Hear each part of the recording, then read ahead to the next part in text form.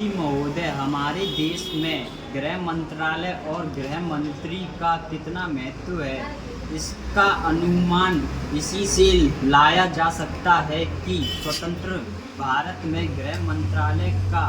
भार सरदार पटेल ने स्वयं अपने कंधों पर लिया। सरदार पटेल का साहस, उनका उत्साह और उनकी बुद्धि तीनों से हमारे गृह मंत्रालय के लिए आदर्श का काम कर सकती है, परंतु दुर्भाग्य से सरदार के पश्चात इन दिन के में कुछ कमी आती हुई दिखाई देती है। उदाहरण के लिए एक ही बात मैं कहना चाहता हूँ कि 1962 में जब हमारे देश पर चीन का हमला हुआ तो 14 नवंबर 1962 को हम सब ने इसी सदन में खड़े होकर एक प्रस्ताव पास किया था, जो कि जिसके शब्द थे, भारत के भूमि जब तक हम शत्रु से स्वतंत्र नहीं करा लेते तब तक हमारा यह संघर्ष बराबर जारी रहेगा, भले ही वह कितना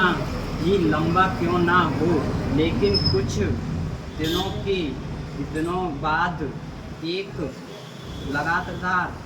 हमने राष्ट्रीय एकता सप्ताह या दिवस मनाना शुरू किया, तो हमने उस प्रतिज्ञा को कुछ दूसरे शब्दों में बदल दिया। उस प्रतिज्ञा के शब्द थे, मैं अपने देशवासियों के संकल्प को दोहराता हूँ कि मैं अपने देश की स्वतंत्रता तथा एकता की रक्षा करूँगा, चाहे इसके लिए कितना ही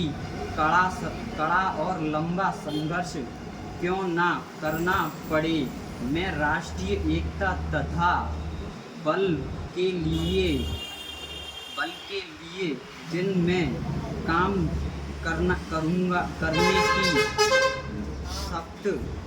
करने की लेता हूँ, लेकिन इस बार राष्ट्रीय एकता सप्ताह के सिलसिले में एक छोटा सा प्रकाशन भारत सरकार की ओर से प्रकाशित हुआ है। इस प्रकाशन में स्वयं इन्होंने लिखा कि 1962 में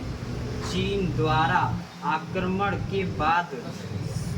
शब्द की भाषा में थोड़े परिवर्तन कर दिए गए हैं और जो शब्द बदल दिए गए उनको भी हम सदन की जानकारी के लिए सुनाना चाहता हूँ। मैं प्रतिज्ञा करता हूँ कि कभी हिंसा का प्रयोग नहीं करूँगा और मेरा विश्वास है कि धर्म, भाषा, प्रांत संबंधी तथा अन्य सभी राजनीतिक आर्थिक विवादों का शांतिपूर्वक और संवैधानिक तरीकों द्वारा हल किया जाना चाहिए। अब मैं आपके माध्यम से जानना चाहता हूँ कि 1962 में संसद ने जो निर्णय किया था कि भारत सरकार अपने उस निर्णय से हट रहा है, अगर सरकार अब इस निर्णय से हट रही है तो यह सरकारी प्रकाशन आया है जिसके द्वारा 1962 की शपथ में परिवर्तन किया गया है। इसका आधार क्या है?